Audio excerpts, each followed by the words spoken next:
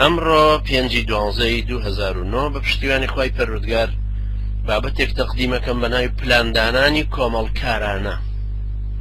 هەر لە سەرەتاوە دیارە کە پلاندانانە و بە تەنهاش ناکرێ، هەر کەسە بە کۆمەڵ تەماشای ئەوە کات چۆن پلان دابنێ. پلاندانان کارێکی زۆر ضروری و سەرەکیە لە ژیانی ئینسانە و ئەو کەسانەی کە شتێک لە علمی ئیدارە ئەزانن کە پلاندانان واتە تەخطیط کە بە ئینگلیزی پێڵێن پلانینگ، هەر لەوە وەرگیراوە نەخشەدانان یان پلاندانان هەردووکی بە یەک معنایە بەشێکە یان ڕوکنێکە لە 4 ڕوکنی سەرەکی ئیدارە.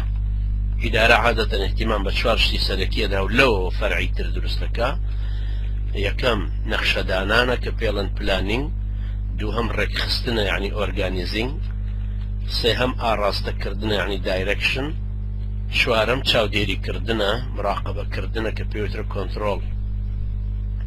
ئەم 4 مادەیە هەر چواریان 4 ڕوکنی سەرەکی ئیدارن. لەژێر هەر یەکێ لەم خانانەیە، لەم ناونیشانانەیە یەک کۆمەڵ بابەتی تری فەرعی تر دروست دەبێت. ئەم شەو ئومێدەوارم ئەم باسە بوروژێنم لە بەرەوەی مانگی 12ە 2009 ئێمەش پلانمان بۆ 2010 ئەوەیە کە لە 2010 100 کەس لە ئەوروپا بۆ ئەم ڕەوتەی خۆمان بکەوێتە کار بۆی بتوانین هەر یەکێک لەوانە بۆ چ مەیدانێک زیاتر ساغە بێتەوە بتوانین لەو مەیدانەوە تەوجیهی بکەین بۆی خۆی پێگەێنێ بۆ دوای 2010.